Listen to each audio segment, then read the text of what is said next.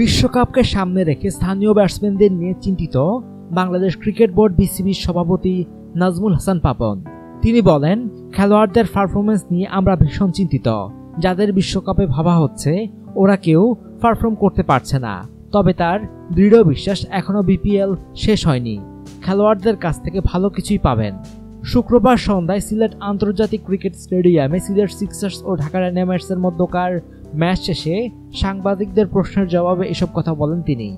নাজমুল হাসান পাপন বলেন, সকালে যখন সাকিব আল হাসানের সঙ্গে আলাপ হয় তখন ও বলেছিল দুজন বিদেশি খেলোয়াড় পরিবর্তন আছে। তাকে বলছিলাম অন্যের খেলা দেখতে আসছি না, আমি তোমার খেলা দেখতে আসছি। সো ওরা কি করলো আমার দেখার আগ্রহ নেই।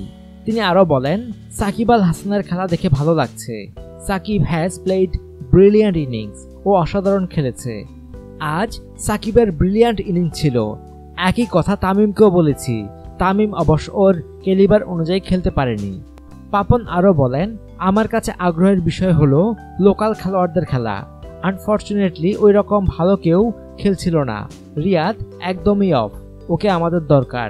সামনে বিশ্বকাপ, মুশফিক ঠিক আছে, লিটন কিছুটা খেলেছে। উদ্বোধনীতে থাকা ইমরুল কায়েস, সৌম্য সরকার যাদের বিশ্বকাপে ভাবা হচ্ছে ওরা কিন্তু কেউ পারফর্ম করতে পারছে না, যে কারণে বিষয়টি নিয়ে আমি চিন্তিত। আমার দৃঢ় বিশ্বাস এখনো বিপিএল শেষ হয়নি। আমরা আশাবাদী খেলোয়াড়দের কাছ থেকে ভালো কিছু পাবো। বিপিএলে গুরুত্বপূর্ণ সময়ে স্থানীয় প্লেয়ারদের দিয়ে রোল প্লে না করানোর বিষয়ে তিনি বলেন, এটা ফ্রাঞ্চাইজি লিগ, এখানে বিসিবি হস্তক্ষেপ করলে ফ্রাঞ্চাইজি লিগ থাকে না, এটা কোথাও নিয়ম নেই। অবশ্য খেলোয়াড়দের খেলার মাধ্যমে প্রমাণ করতে হবে আমরা যে কোনো পরিস্থিতিতে খেলতে পারি, সেটা হোক সুপার ওভার। এটাই আমাদের করা উচিত এবং প্লেয়ারদের জোর করে নয়, বরং স্বাভাবিকভাবেই তাদের উঠে আসতে দেওয়া উচিত। ঘরোয়া ক্রিকেটে বিপিএলের বাইরে তেমন জাঁকজমকপূর্ণ কোনো আয়োজন নেই।